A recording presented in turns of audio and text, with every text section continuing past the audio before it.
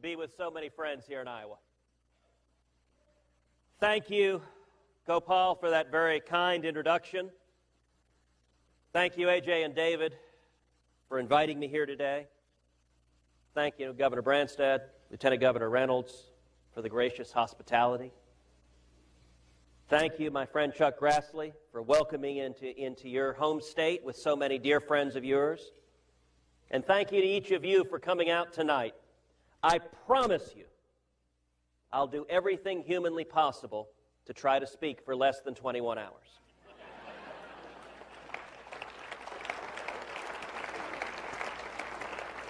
But you will know I'm nearing the end when I bring out and begin to read The Cat in the Hat. You know, I got to tell you, 21 hours is a long time. I mean, that's almost as long as it takes to sign up on the Obamacare website.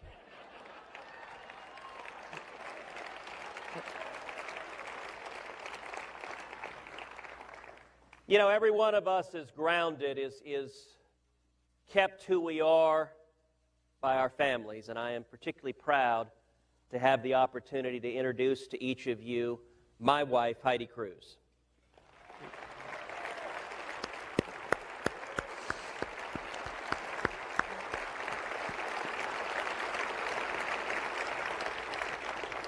Heidi is beautiful, she is brilliant, she is an incredible mother to our two baby girls, she is my best friend in the world, and she is the love of my life. I love you, sweetheart. Thank you for being here.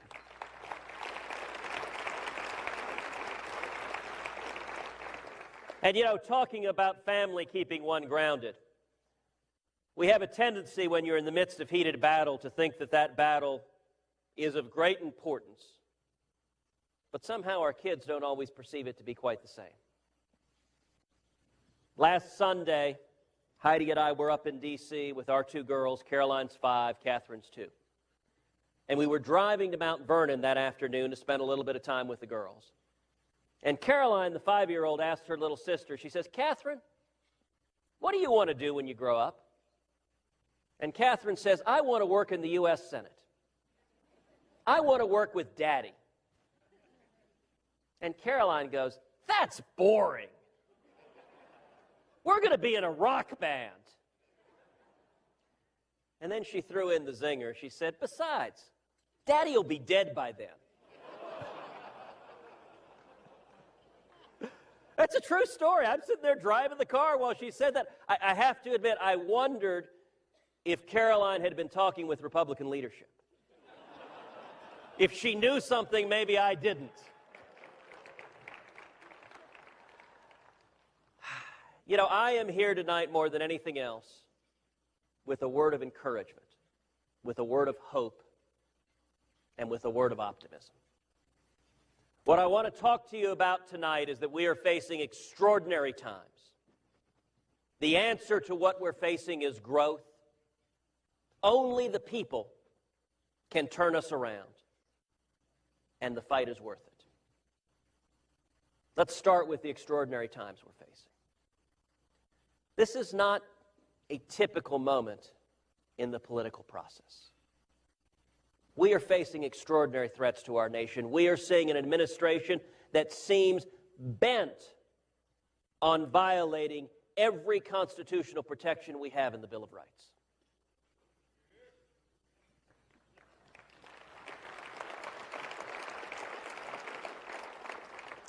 Chuck, I don't know that they have yet violated the Third Amendment, but soon they may start quartering soldiers in people's houses. If you look at the First Amendment, at the complete disregard this administration has treated religious liberty, whether it is telling servicemen and servicewomen that they cannot share their faith with others or risk discipline, the idea that the men and women who risk everything to defend our liberties check their constitutional rights at the door is anathema to who we are as a people.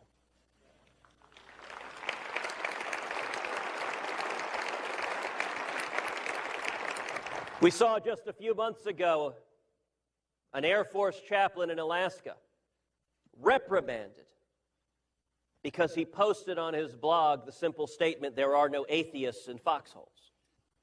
He was ordered to take it down. Apparently, chaplains are not supposed to be talking about that God stuff.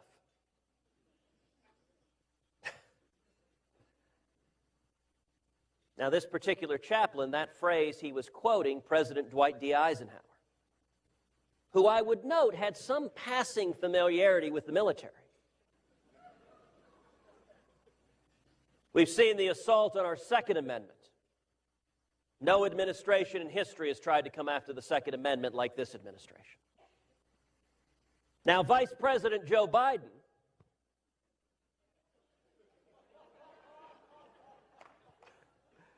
you know the nice thing? You don't need a punchline.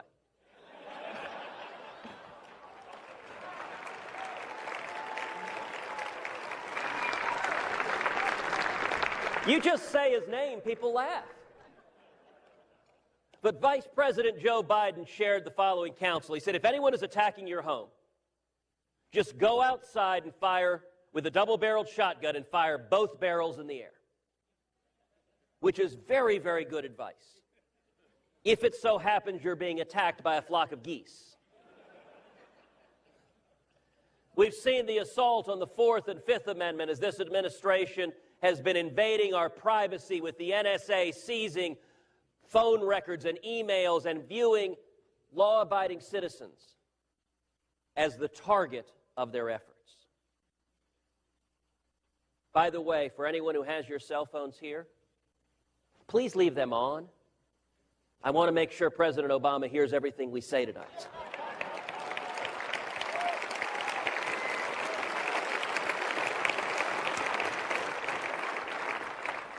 And we've seen the assault on the 10th Amendment as the federal government's power has extended beyond and beyond and beyond the limits.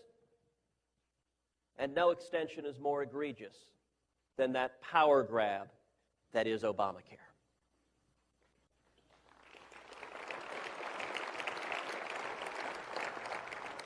And then if you look at our fiscal and economic state, we are facing enormous crisis. For the last 4 years, our economy has grown on average 0.9% a year. 0.9% a year. You know, there's only one other 4-year period since World War II of 4 consecutive years of less than 1% growth. That was 1979 to 1982. That was coming out of the Jimmy Carter administration. It was the same failed economic policies, out of control spending, taxes, and regulation, and it produced the exact same economic stagnation. People are hurting all across this country. We are at the edge of a fiscal and economic cliff. You know, I'm reminded of last fall when I had the opportunity to speak at the National Republican Convention in Tampa. And I talked about the national debt. I talked about our 2 little girls, Caroline and Catherine. And that night, Heidi and I went back to the hotel room. We're sitting in there about 1:30 in the morning. And I pulled out my iPhone and began looking at Twitter. And Paula Poundstone, the comedian, it so happened she watched the convention that night. I guess she didn't have anything better to do. And she sent a tweet. She said, Ted Cruz just said, when his daughter was born, the national debt was $10 trillion. Now it's $16 trillion. What the heck did she do? Heidi and I laughed so hard we almost fell out of bed. But you know what? Caroline is 5. In her short life, our national debt has grown over 60%. What we are doing right now is fundamentally immoral.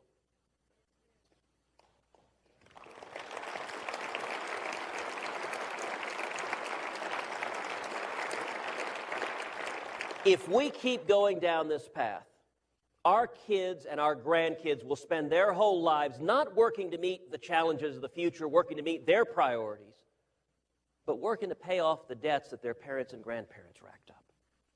Our parents didn't do that to us. Their parents didn't do that to them. And you know what? We're all here tonight because we're not willing to do that to the next generations.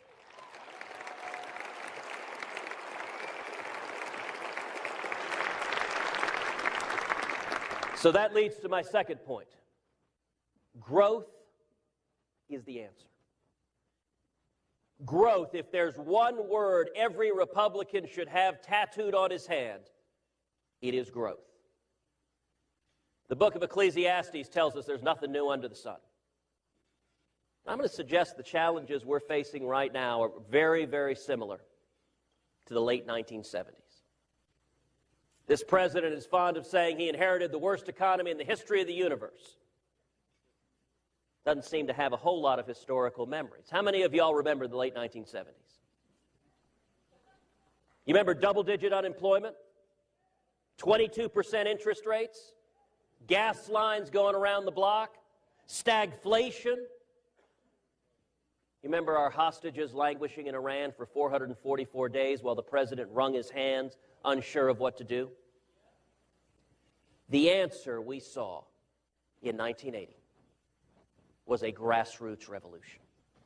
It was the Reagan Revolution. It was millions of Americans, many of the men and women in this room who stood up, who got involved and said, we're going to get back to the principles that made this nation great. President Ronald Reagan came into office in 1981, elected in this very same year Chuck Grassley was elected to the U.S. Senate.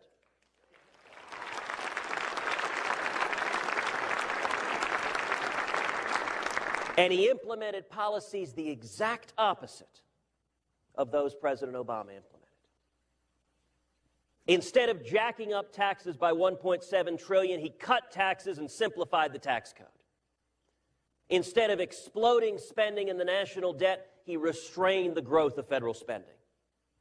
And instead of unleashing regulators like locusts to destroy small businesses, Reagan restrained federal regulation and turned it back. The result was some of the most incredible economic growth this nation has ever seen. By the fourth year of Reagan's presidency, 1984, anyone know what the rate of GDP growth was? 7.2%. What does that mean? What does that mean in practical terms? Well, if President Obama, coming into office, inheriting the same lousy economy that Ronald Reagan inherited, had implemented the same policies, and if those economic policies had produced the same economic growth by today, we would have an additional 7 million new jobs in this country.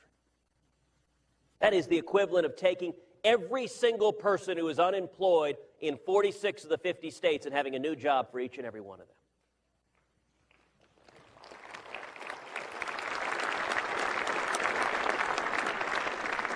And growth is foundational to everything else. Every other challenge we have, whether it's unemployment, whether it's the national debt, whether it's maintaining the strongest military in the world, if we have growth, we can do all of it. And if we don't have growth, we can't achieve any of it. Here's an interesting statistic. Do you know that an additional 1% economic growth produces over a decade an additional $2.8 trillion in tax revenues and $3.1 trillion in debt and deficit reduction? 1 stinking percent. That's a technical term, a stinking percent. That's what the Republican Party needs to be about. We need to be about economic growth all the time, every day. That's how we turn the country around.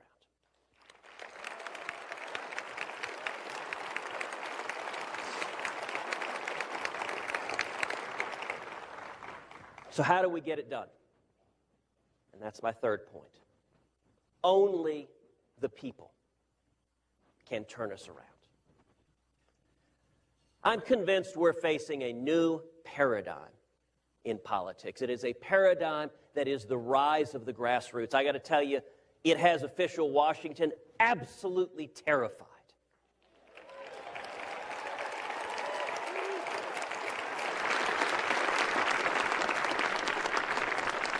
But this new paradigm has been beta tested, unlike the Obamacare website. It was beta tested in 1980 with the Reagan Revolution, and we pulled this country back from the brink.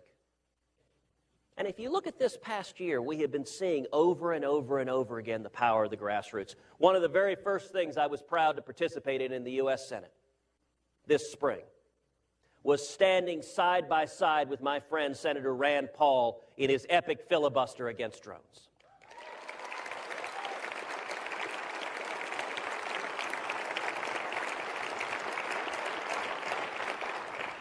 Now, when that started, most of his colleagues in the U.S. Senate didn't understand what Rand was doing. They thought it was curious, quixotic, it didn't make any sense. And something incredible happened.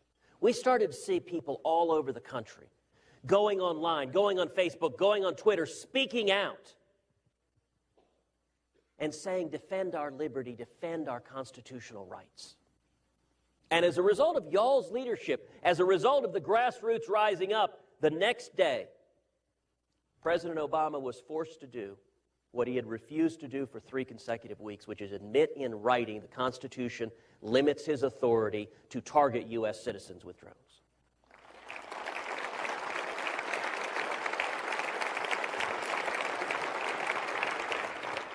We saw the new paradigm a second time on the battle over guns. Following the tragic shooting in Newtown, Connecticut, President Obama didn't come out as he should have, targeting violent criminals. And listen, I think violent criminals, we should come down on them like a ton of bricks.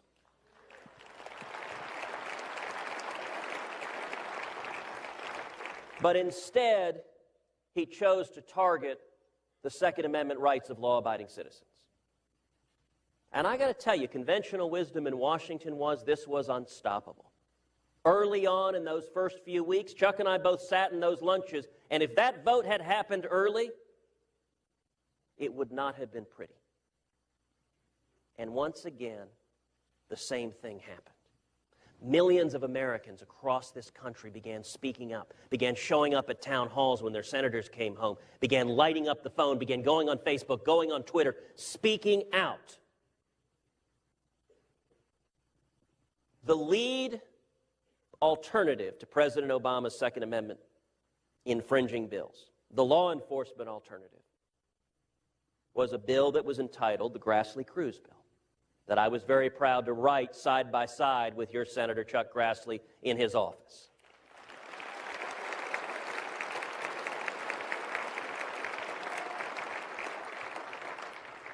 It received 52 votes, the most bipartisan votes of any comprehensive bill concerning guns. 9 Democrats voted for Grassley-Cruz. But Harry Reid and the Democrats filibustered it and prevented it from passing into law. But let me tell you something, even though Washington was convinced after Newtown nothing could stop the president's anti-gun agenda, when it came time for a vote, every single proposal of the president's that would have undermined the Second Amendment was voted down on the Senate floor.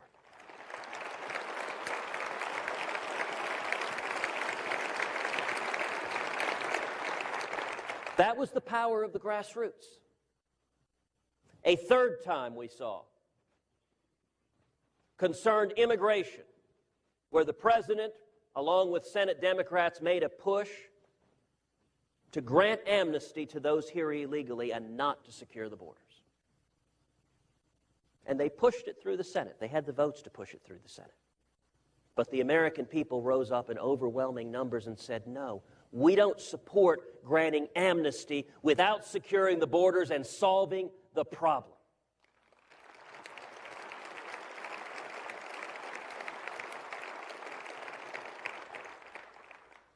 And as a result, that bill went to the House of Representatives and has stopped because of the grassroots, because of you speaking out to your elected representatives.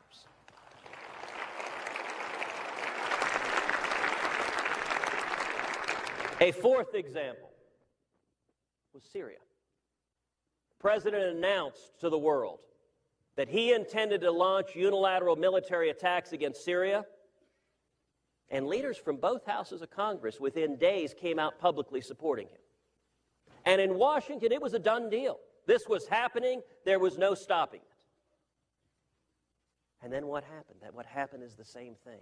The American people began speaking up over and over and over again, louder and louder and louder. I'll tell you, in our offices, the calls were coming literally 100 to 1. And the answer that the grassroots said is, we don't want to put America in the middle of a sectarian civil war between Sunni and Shiite where the U.S. national security interest is not present and real.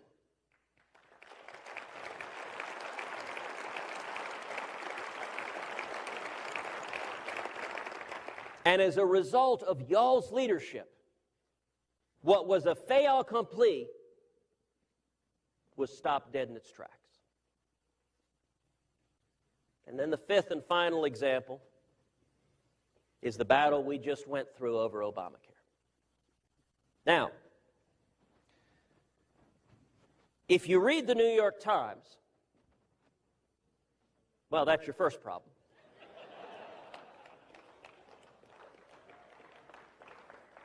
But if you read the New York Times, they will tell you that this battle accomplished nothing. Let me tell you, I think collectively we accomplished a great deal.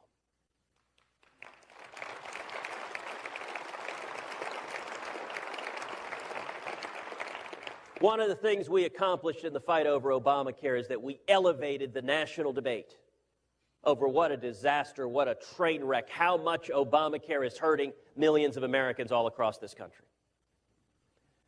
You know, this bill is called the Patient Protection and Affordable Care Act, but it doesn't provide protection.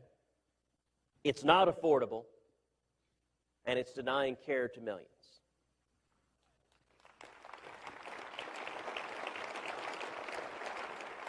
The one word in the title that's true is patient, because if you log on to the website, you've got to be very patient.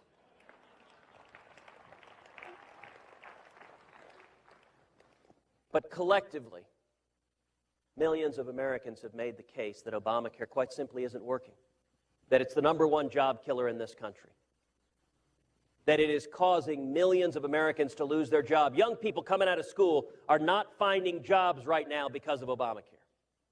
Single moms all across this country are being forced to work part-time, trying to feed their kids on 29 hours a week because of Obamacare. Hardworking families who are struggling to provide for their children are getting skyrocketing health insurance premiums because of Obamacare. And people all over this country right now are getting notifications in the mail that their health insurance is being canceled because of Obamacare. Now, as a measure of just how far we collectively have elevated those arguments, how many of y'all saw the season premiere of Saturday Night Live this year? The opening skit was a 3-minute skit on what a disaster Obamacare is.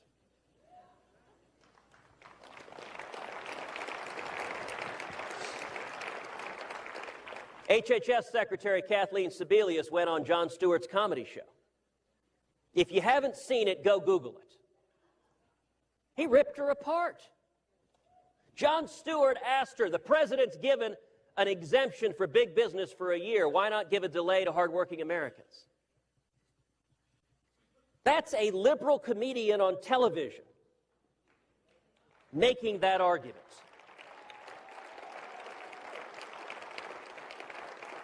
And by the way, making it to a whole bunch of viewers who would pretty much never listen to Republican politicians talking to them. That's a sign of what we accomplished elevating the debate. But secondly, what else did we do? We energized the grassroots. In the course of just a few weeks, over 2.1 million Americans signed the national petition at don'tfundit.com. You know the hashtag #MakeDCListen? The hashtag #MakeDCListen has been tweeted over 1 million times in the last 30 days.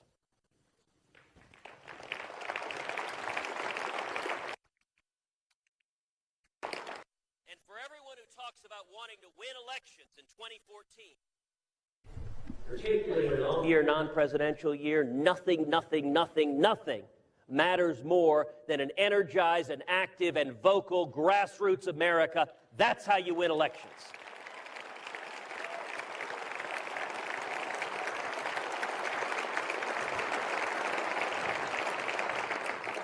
But third, we made Democrats take a lot of stupid votes. Let me highlight one in particular.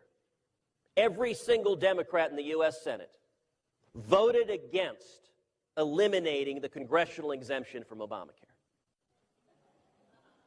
Now, I got to tell you, the polling on that, over 90% of Americans disapprove of that exemption.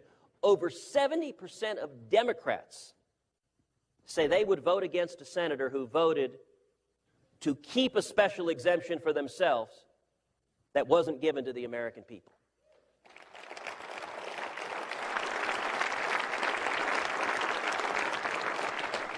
And yet when the House of Representatives passed a continuing resolution funding the government and repealing that exemption, Harry Reid marched all 54 Democrats off that cliff. By the way, the language in Obamacare that subjects members of Congress to the same rules on the exchanges that the people who are stuck with it are facing, it won't surprise anyone in this room that that language is known as the Grassley Amendment.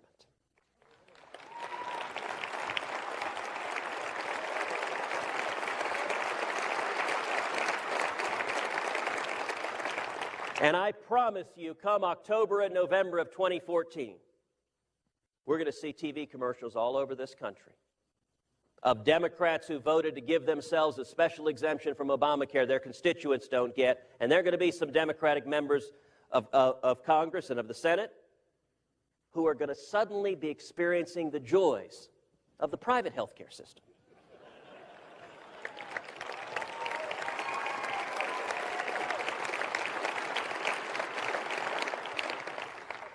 But the fourth benefit is we demonstrated the power of what the people, what the grassroots could do.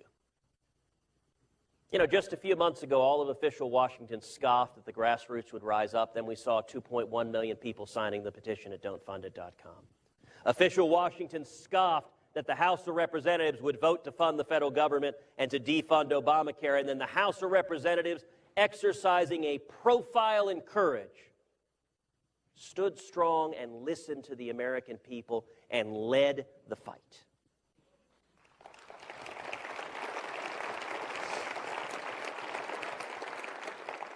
Now, we didn't accomplish our ultimate policy goal in this battle, and we didn't because, unfortunately, a significant number of Senate Republicans chose not to unite and stand side by side with House Republicans. Had we stood together, I'm convinced the outcome of this fight would be very, very different. But listen, none of us thought taking on the Washington establishment was going to be easy. None of us thought this was going to be a simple path. We all understood it was going to be an ongoing effort, and right now, I am more encouraged than ever. If you look at the 5 instances I talked about of the power of the grassroots, 4 of the 5 have been complete victories. In baseball terms, for those of you following the World Series, that's batting .800. That's double Ty Cobb.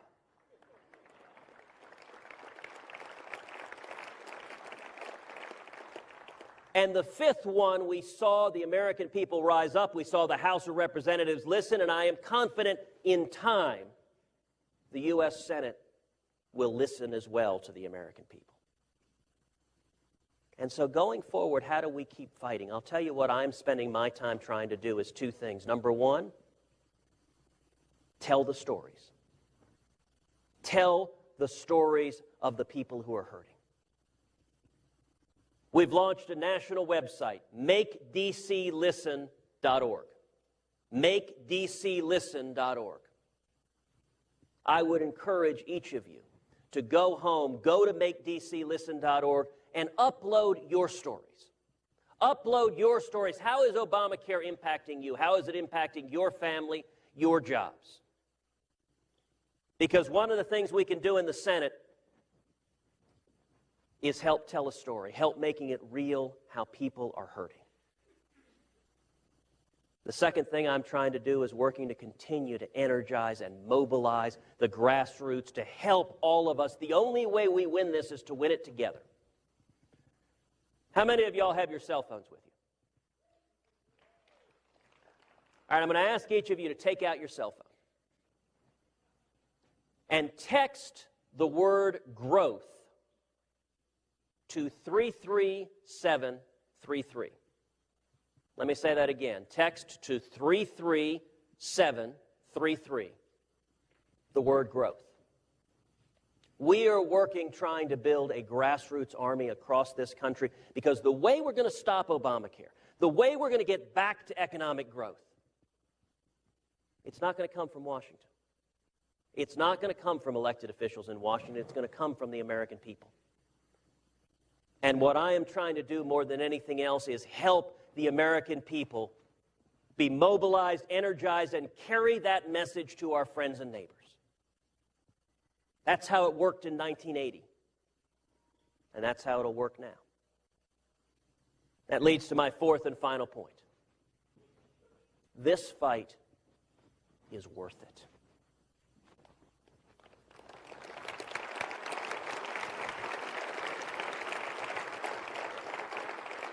This fight is worth it because, for one thing, it is the path to victory.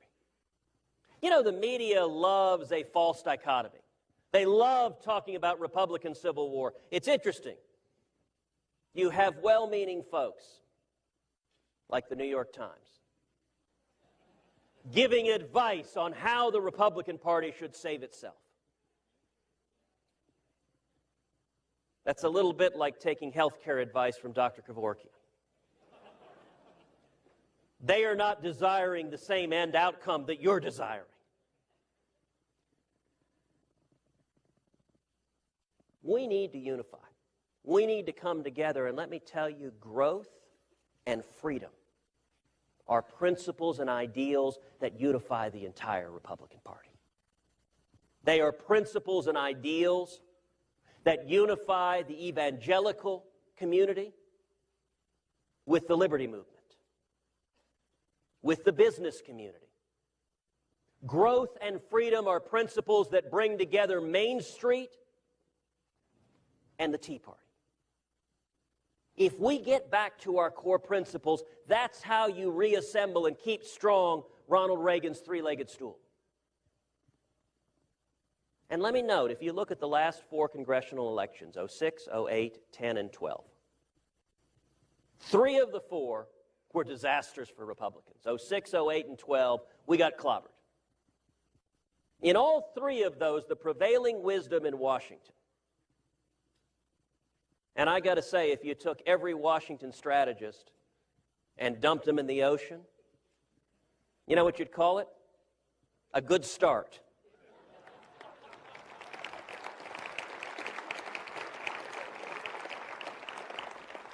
But 06, 08, and 12, the Washington strategists said, Republicans, keep your head down. Don't rock the boat. Don't stand for much of anything. The economy's not going great for President Obama, so just keep your head down and we will win, as being the least bad alternative to whoever the other guys are. And shock of all shocks, we got our clock cleaned in 06, 08, and 12. There's one election that was different, 2010. And it was different in the way we campaigned. 2010 was a positive, optimistic campaign. It was a grassroots campaign across this country saying we stand for growth and freedom. And we stand unambiguously against Obamacare because it is hurting millions of Americans. And what happened in 2010? Republicans won a tidal wave victory, taking control of the House, picking up seats in the Senate. And what do all the Washington strategists say in 2014? Let's go back to the model of 06, 08, and 12. You guys pushing for a stand on Obamacare, that's risky. No. Just keep your head down and we'll win races. That's not how you win races. By the way, it's driven by the old Nixonian adage that in the primary you run to the right, in the general you run to the left. What complete poppycock.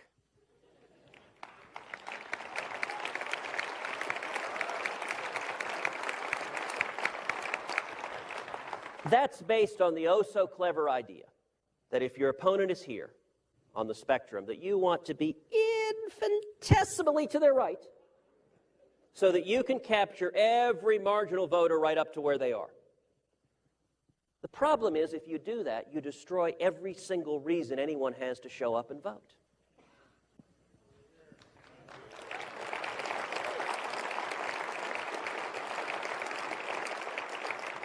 Look, the model I turn to over and over again is the model of Ronald Reagan. Does anyone remember in 1980 Ronald Reagan saying, "I am almost exactly like Jimmy Carter, except imperceptibly a teeny-weeny bit more conservative"? Ronald Reagan stood up with a smile and he drew a line in the sand. And he said, "President Carter and I have fundamentally different visions of this country and our future. And if you believe in freedom, if you believe in standing on your own feet, if you believe that government is not the solution, government is the problem, then stand with me." And that's how we saw an epic transformation.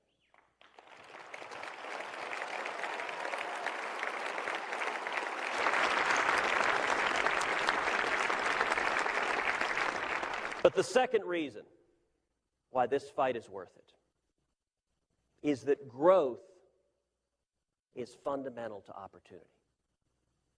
For years, I've advocated what I call opportunity conservatism, which is that every single policy we think about, we talk about, should focus like a laser on opportunity, on easing the means of ascent up the economic ladder.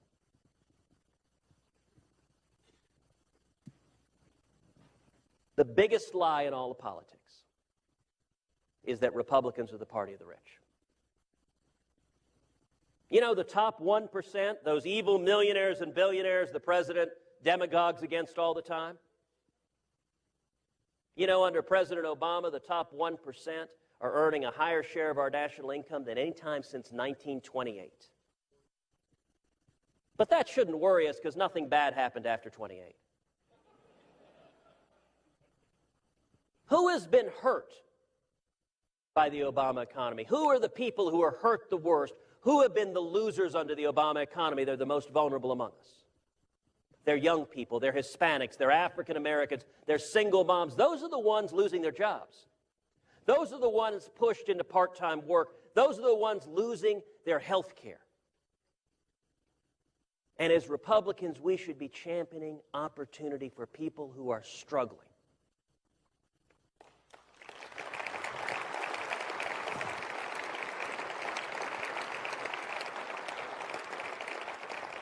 What is the fight over Obamacare about? Let me share with you a couple of stories from MakeDCListen.org. Shannon from Toledo, Ohio, wrote, quote, "My name is Shannon. Both my husband and I are machinists. Since Obamacare has been enacted, our workplace stopped giving raises or bonuses. Our insurance premiums have doubled already and are due to go up dramatically for 2014. On top of that, our hours have been reduced. My 19-year-old son, who's attending college part-time, has a part-time job at Bob Evans as a server. In the past, he was able to work up to 35 hours a week. About a month ago, he was told he could only work up to 25 hours a week as a direct result of Obamacare.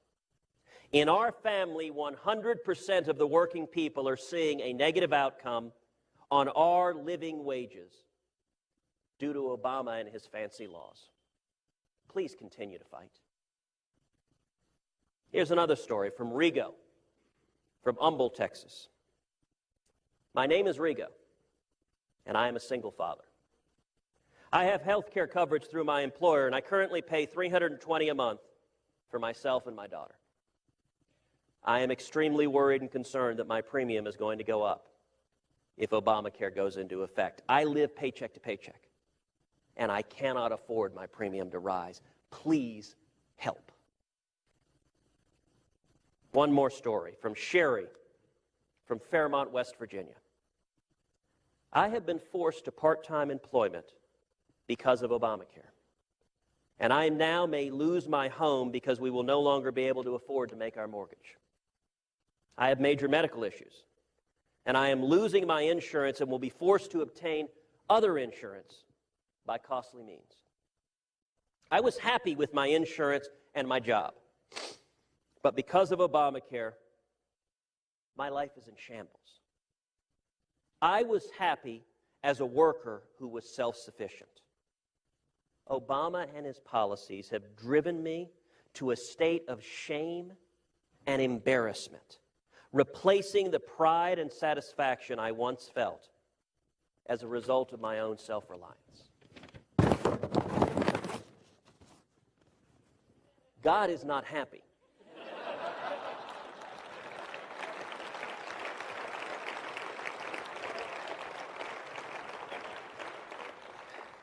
These are real people feeling real pain because the Obama economic agenda does not work. And we need to make the case to every young person in the Hispanic community, in the African American community, to single parents struggling to provide for their kids, that the greatest engine of prosperity and opportunity the world has ever seen is the free market system of the United States of America.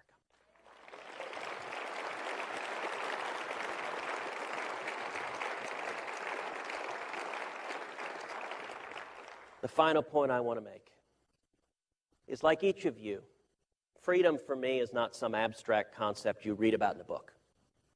It's real in our lives. Gopal, you talked about coming as an immigrant. It's real in your life because you've seen it. You've seen the freedom this country gives.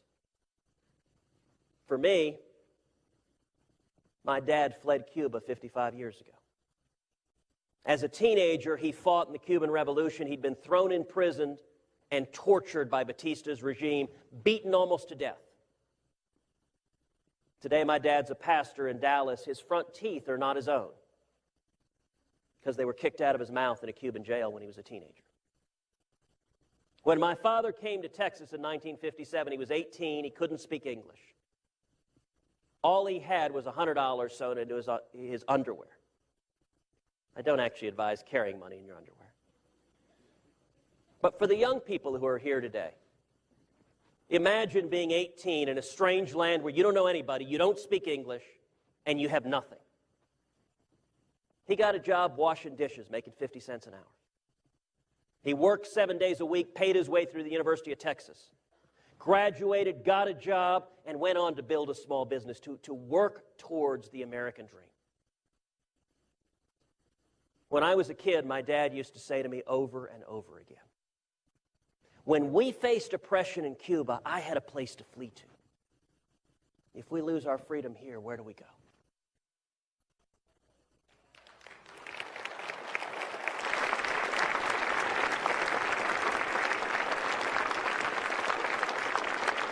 That's why every one of us is here tonight. That's why we are fighting. Because as Ronald Reagan famously observed, freedom is not passed down from one generation to the next in the bloodstream. Every generation has to stand up and defend freedom so that one day we don't find ourselves answering our children and our children's children, what was it like when America was free? That's a question that not a single man or woman in this room wants to answer, and that's why we are fighting, because together, I am convinced, together, standing together, we can get back to our free market principles, to our constitutional principles. We can restore that shining city on a hill that is the United States.